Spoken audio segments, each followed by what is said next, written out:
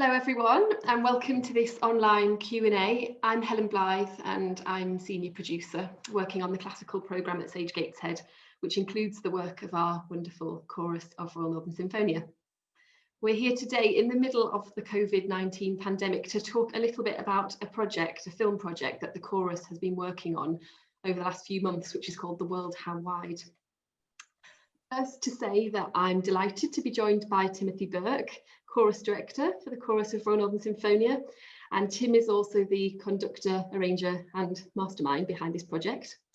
We have Joanna Finlay, second soprano in the chorus, and Adam Finlay, no relation, who is the studio director at Novak, a creative studio based here in Newcastle, and Novak have worked on the film, the visual element of the project.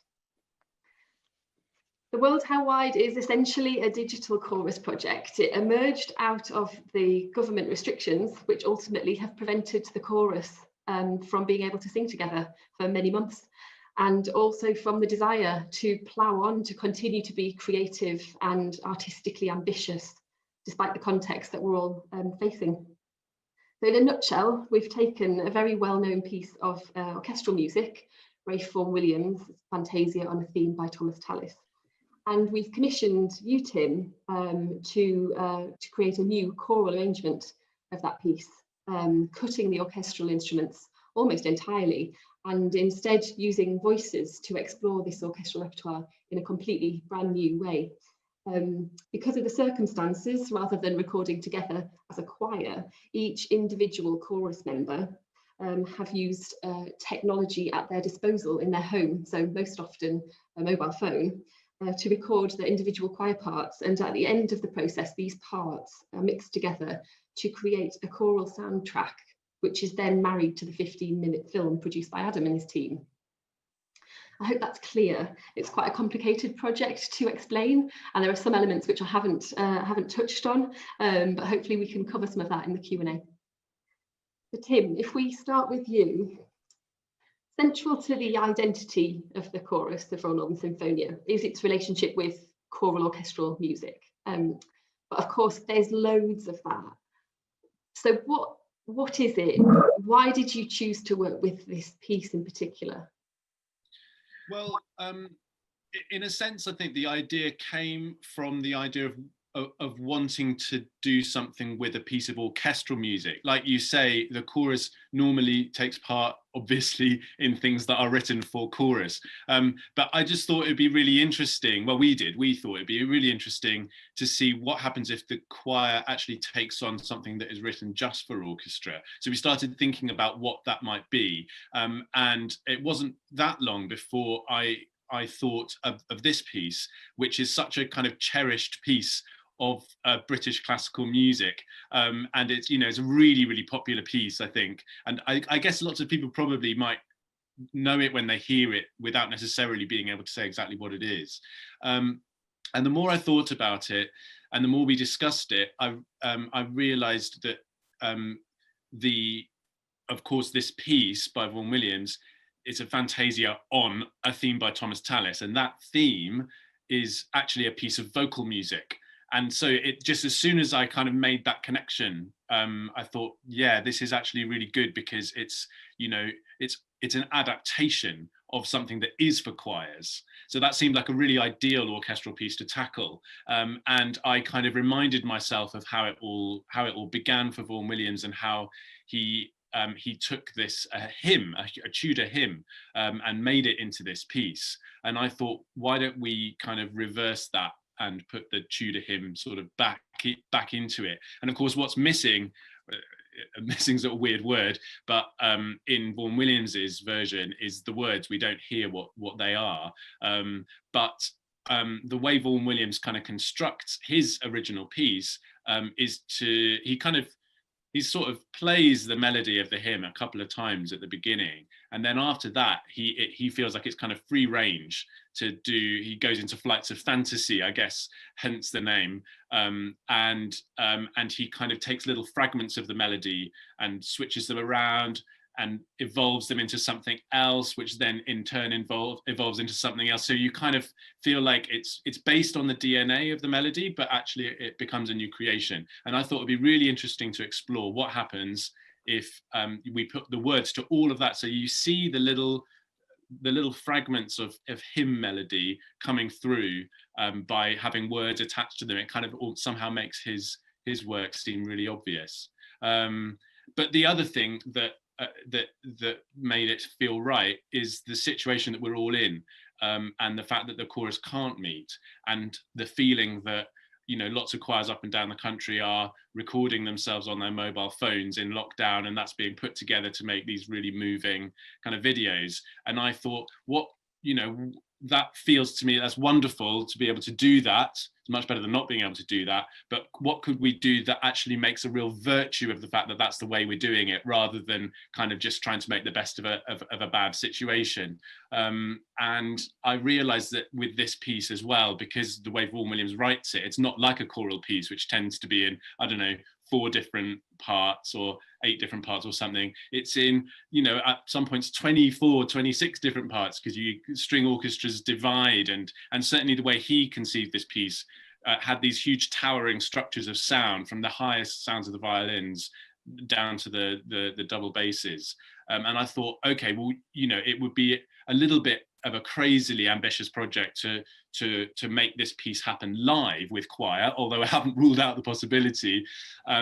But what we can do in lockdown is we can record ourselves over and over again. So the sopranos can do a really high note, and then they can go back and record the same bit with a slightly lower note, etc., right down to the basses, recording, medium, low, and then really low, so that we can actually really create those huge sounds. So, and finally, sorry, I'm totally hogging this. Because it's a hymn, and obviously therefore designed for a really large group of totally ordinary people to sing it in church on a Sunday, I kind of thought this was such a good opportunity for us to sort of reach out to other choirs in the area that also aren't meeting. So we looked at the kind of Gateshead, I'm not quite sure what it's called, like metropolitan area or borough or something that kind of includes lots of places like Brighton and Prudhoe and so on. And we got in touch with as many Gateshead choirs as we could and invited them to be involved. And we've basically there's one bit towards the beginning of the Fantasia where there is a verse for a verse of the hymn, where we're saying, okay, basically it's almost like we've got a big congregation of people in this kind of imaginary Tudor church, and that's all of the Gateshead choirs. And so it's so nice for us to be able to involve them and give them an opportunity, which is sort of in a way quite unique, and finally draws on kind of Vaughan Williams's own approach to music making, because he was always trying to adapt his works so that they could be sort of accessed and performed and enjoyed by everybody, not just by sort of an elite set of music makers and an elite set of connoisseurs. I'm really going to stop talking now. Thanks, you've answered my first 5 questions. So Joanna, if I could ask you, for the chorus of Royal Northern Sinfonia, this wasn't simply a case of sitting down one afternoon with the score, pressing record on your phone, and then whizzing out an audio clip and sending that across to the team, was it? Can you talk us through the process, perhaps, and what exactly has been involved for the singers? Yeah, sure. So, well, it's done in 5 phases for a start, which is just as well, because I'm going to go right into the granularity now. To get a 3-minute recording that's perfect takes about an hour and a half. I mean, we generally got quicker, but the number of times my colleagues in the choir have written into, like, we have a WhatsApp chat, and people would be like, I was on take 42 and the dog barked. So I think the thing is, if you're performing something live, yeah, we'll always try and sing to our best, and we'll always try and sing perfectly in that performance. But in a sense, the beautiful thing about music and hearing it live, and what we all miss, is the fact that it's special in that moment, and you sort of immerse yourself in that sound, and you hear it once, and there may have been a couple of glib notes, but you you won't notice it because you were sort of immersed in it. But when people are going to be listening to a recording, and it's going to be listened again and again, you need to make sure that it was as close to perfect as possible. So, you know, we've been recording it in these chunks, but even then 3 minutes felt painfully long if you got near the end and then put your consonant in the wrong place and had to start again. So yeah, it's taken hours and hours. And it's funny now that we've finished it, people have started saying, is it strange that I miss the stress now? Like, what am I going to do every evening? So yeah, so we did it we had 2 weeks per phase. And so the phase would start with us being sent the music for that phase. And it was meticulously organised so that we would be told which part we were on. And often there were 2 choirs. So you'd be in choir 1, but you might be part, you know, soprano part 4A or whatever. And so it was meticulously organised so that we would know what we were to be learning. And then we had these Zoom rehearsals with Tim, which were an experience. Tim's part of it was great. There were just some amusing things, like people not realizing that they weren't on mute and they were like humming along, and or like people walking off seemingly to come get their dinner during it. But we did these Zoom rehearsals where we would get the sort of instruction that we would usually get in our rehearsals, but the thing that was missing was like learning and singing together. And I think one of the things that we've had to learn is to have more confidence in our own singing ability. We love being part of the chorus because you're a team. So on your part, you're a team, and you know, and if you're like, oh, how are you finding that interval? And someone else can help you with it. And that's what we would usually spend our rehearsal times doing, like learning together. But we've been doing that by ourselves and just trying to keep in touch digitally with tips and things. Yeah. And so then in the sort of second week of each phase, we would get on to trying to record it. And as I say, that was not necessarily the quickest thing, but we all got much quicker at our home studio setups. And there were some really inventive ideas about how to get the technology to work. Some really high tech, some very low tech. And of course, that's because when you were recording, you were, as I understand it, listening to a track in order to ensure that everybody's singing in time with one another. So you're listening to a click track and singing your part solo along with that, whilst watching a video of Tim conducting and looking at your music and looking at the camera yourself. Yeah, so most people needed at least 2 devices. Some people seem to use 3 because they might have had the music on a device as well. I went for the sort of middle ground on tech, so I had printed music and then 2 devices stacked on top of each other, one with Tim and the earphones, and then the other one was recording me. So yeah, it was really interesting learning how these things are done. I have so much admiration for people that have been churning this stuff out during lockdown. But it's you've been churning it out during. Oh yeah, we have been. Yeah, but I know, but people haven't seen ours yet. You know, I see. You know. I think it's interesting though, your point about kind of the Zoom rehearsal, because it strikes me that a rehearsal is exactly what it isn't in a way, because obviously the traditional sense, the rehearsal is you coming together and repeating things and working on ensemble and working on how as a group that kind of collective brain is going to approach performance. And actually what you've ended up with is kind of taking that sense away. So that thing that singers and choirs have when you're moving together and you're one machine, and you sense an increase in dynamic, and you sense where the consonant's going to go, and everything's almost like it's been stripped blind of all of those things. And I guess I'm interested, maybe Tim, you can tell us about, you know, the challenges of how you create a sense of ensemble in that context. Yeah, I mean, it's really super hard, and like you say, it's so much is done by listening. And in fact, we had our first kind of in-person rehearsal of any kind of the chorus since the first lockdown began last night. So and it was really amazing. And I just remembered straight away just how much of it is just to do with listening, and actually how easy it is. And just sometimes all I needed to say to everybody to get something more together was just, oh, just listen to each other there, and then you do it again and it's perfect, and you just think, well, that's so easy. And on Zoom you literally just cannot do that, because Zoom mangles the timing. So if we all unmuted and started singing, everyone comes out at different times, and then you hear someone singing, you try to sing in time with that, but they're behind you, and so then you're behind them, and so you can't do it. And we developed a few tips and tricks along the way for how to, I mean, obviously mainly the click track keeps people in time, but the other thing that people use their sixth sense for is breathing. And quite often you have long phrases that are too long to sing in one breath, and so what we do in choirs is something called staggering, where we try to breathe at surreptitious points at different times from each other, so that the effect is that the choir, the part, has sung that whole line seamlessly, but actually in reality there's loads of little secret breaths going on.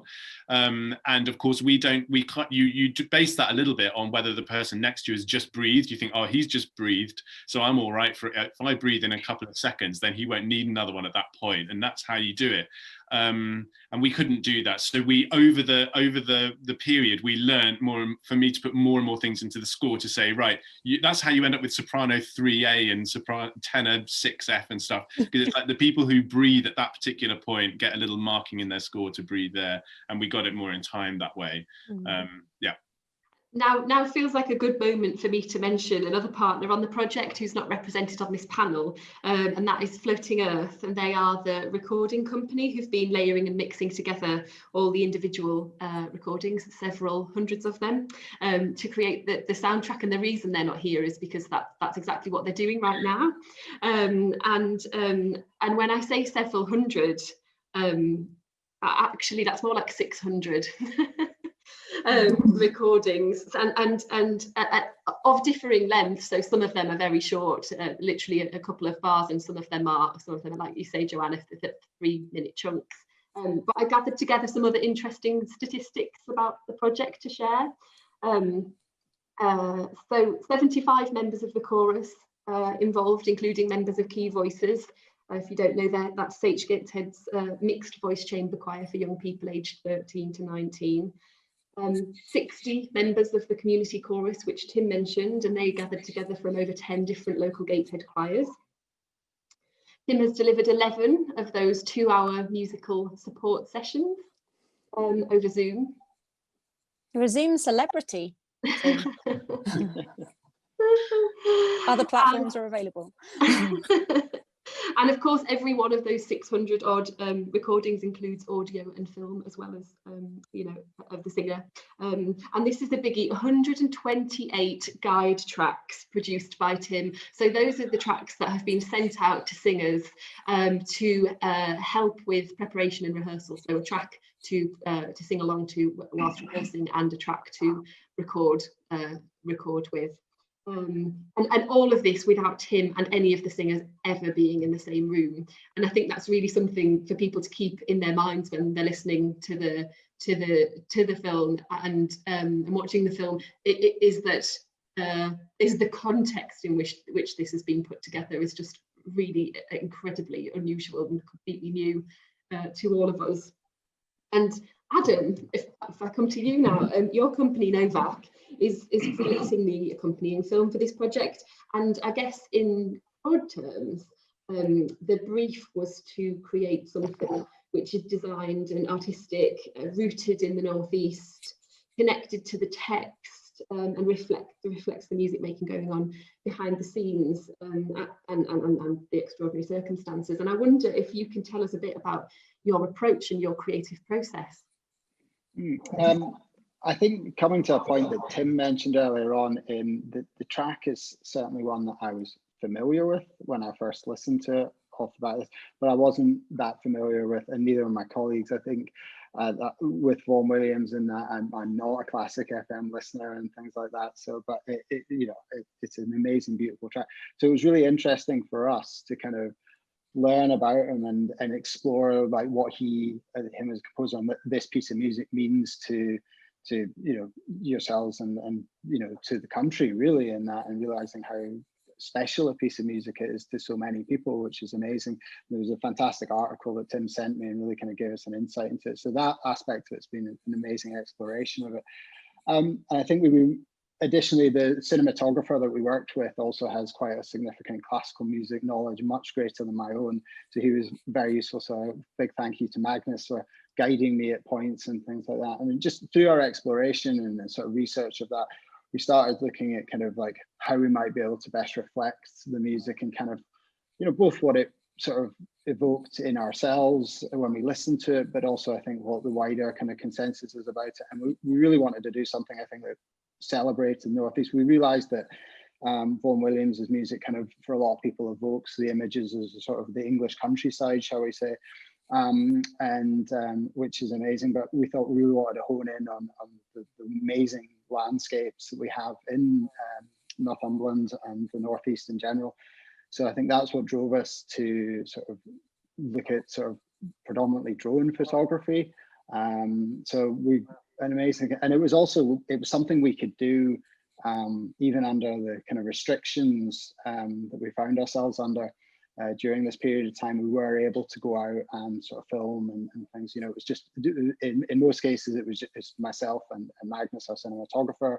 We would travel independent of one another and you know, sort of meet somewhere within the countryside and then go off and do all this drone photography and things, which it's been absolutely amazing. It's been, I think one of your colleagues asked me to write some statistics about our side of the project, and I think we've covered it. I think we've driven around about 300 plus miles around Northumberland, everything from kind of North Pennines all the way up to Bamborough and everywhere in between, which has been absolutely fantastic. Fighting the weather, praying for good weather.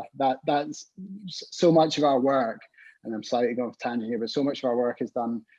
We either film in studios or we produce content, you know, using computer imagery and the like. So weather is not really an issue for us. This has been it. I have pored over weather forecasts, exchanging late night messages with Magnus saying, "I think it's going to be all right tomorrow morning. Should we go? Are we right? I'll meet you at 5 a.m. Let's go and try and get a sunrise at, you know, Hadrian's Wall and things like that," which has been absolutely amazing.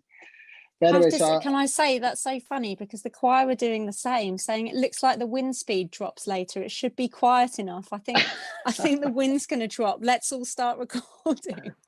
Completely different reason, but I think we've had the same. We'll become weather watchers. That's amazing to hear, and I think that it's so funny. I've never, as I say, concerned myself so much with weather as I have done over the last couple of months, and but it's been good. So I think we you know, while I should come back to, like, I know there was I spent some time with Tim discussing the lyrical content, the meaning, the historical content of it, and I think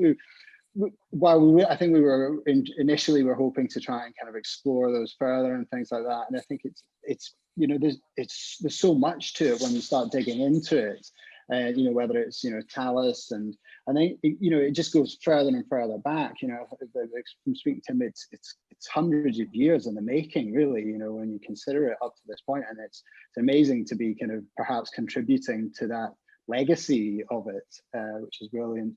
And in addition to the photography that we've done, we also had an amazing day at the Sage Gateshead under quite unusual circumstances, very much, again, not like I'm used to normally when filming in a kind of more studio environment, which was having to do the social distance filming with the string quartet, which is absolutely wonderful and that. But the one thing that we weren't able to film in person was the choir themselves. So fantastically, they did that themselves, you know, which is, when watching the videos, it's amazing because, well, there's so many of them for starters, but also like just how much, you know, realizing that just the process for you both to be doing the singing and to be considering, oh, I'm going to film myself, is just amazing. So that is a key feature as well to the film as well, and that's, so it's I think hopefully highlights that process. And I think initially I had no sense of how a project like this could be done and created in that, and then from being presented with a number of these assets, you start to realize the sheer magnitude of what Tim and the choir and everyone else involved is achieved. It's phenomenal, frankly. And like you say, we you know, Tim, in your arrangement, we held on to those original string quartet parts, which is a lovely way of marrying, you know, the Vaughan Williams world with our new modern arrangement. And I think, Adam, having had a sneak preview of where you're at with the film, one of the things I thought was really beautiful is this a kind of a feeling of timelessness, which gave me a lovely opportunity to connect and reflect on kind of the connection to the Tudor times and through the Tallis, as well as Vaughan Williams, and but whilst also, you know, very clearly reflecting the modern context. And this being such a modern piece, that was one of the things that really struck me. I think, I mean, actually, I think we're probably ought to start to wrap up now, but it's just been, for me, it's been such an inspiring project. Like you say, we've kind of all come into this project slightly in the dark, thinking we've got this idea and we think it's a good one, and we think it's deliverable, but really we don't know what it's going to take to deliver it. And I think we've all, everybody, the chorus, Novak, Tim, you've all put so much work into it, and we at Stage Gated are really grateful for that. And so I think I will say thank you to all of you for joining me and for giving such really interesting and entertaining insight into the project. Can't wait to see the film, to share it. For the people who are watching at home, if you click on the link attached to this video, it should now connect you to the film. And finally, I should say that we are incredibly grateful to Faber Music and to the RVW Trust for granting permission for this project to go ahead. Thank you, everybody. Thank you. Thank you.